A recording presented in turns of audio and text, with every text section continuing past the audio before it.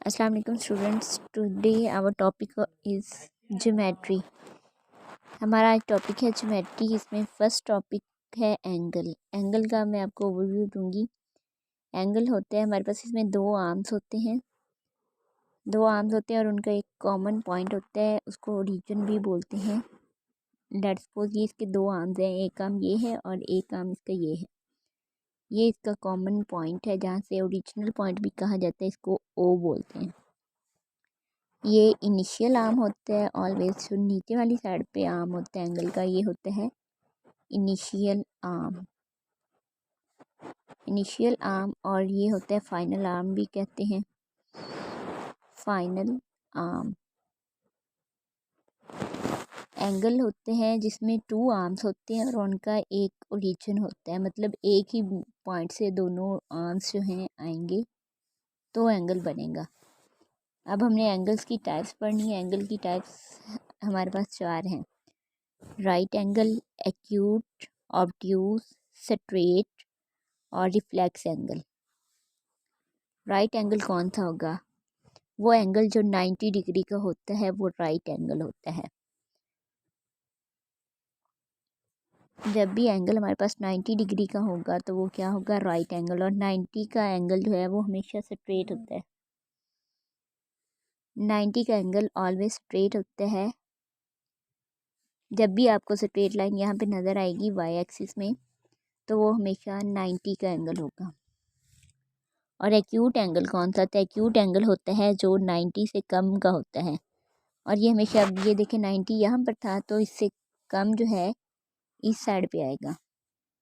वो यहाँ पर भी आ सकता है, वो यहाँ पर भी आ सकता है, यहाँ पर भी आ सकता है। मतलब 90 से, ये 90 की लाइन है, लेट्स सपोज ये 90 है, और 90 से कम किसी भी पॉइंट पे आएगा तो वो एक्यूट एंगल होगा। Angle less than 90 acute angle होगा।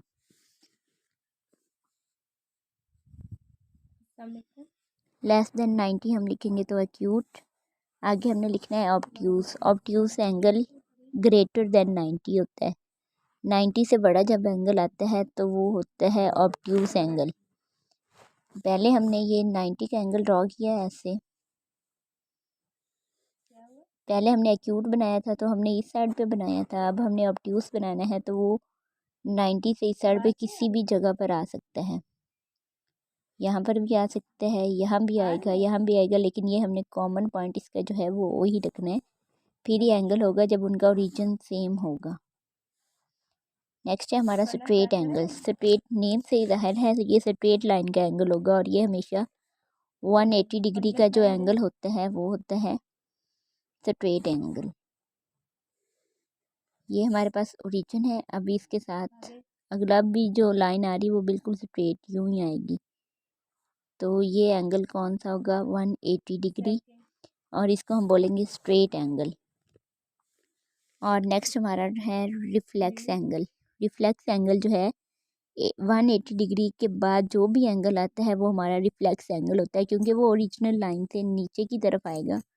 रिफ्लेक्स मतलब उल्टा भी एक तरह से हम कह सकते हैं, वो नीचे की तरफ बनेगा हमेशा एंगल। बाकी एंगल हमारे पास अपवर्ड हैं, जो रिफ्लेक्स एंगल है वो हमारे पास डाउनवर्ड आएगा। ये है, यहाँ पे हमारा 180 होना है स्ट्रेट लाइन पे, यहाँ पर 180 होना था। अब 180 के अलावा जहाँ पर भी हम इधर बना लें, यहाँ बनाएं, मतलब जो भी डाउनवर्ड एंगल होगा वो हमारा रिफ्लेक्स एंगल में आएगा। लेट्स सपोज हमने इस साइड पे ड्रॉ किया है, ये होगा आई थिंक 1, ये होगा 205 है, 205 टोटल जो एंगल है 205 का है।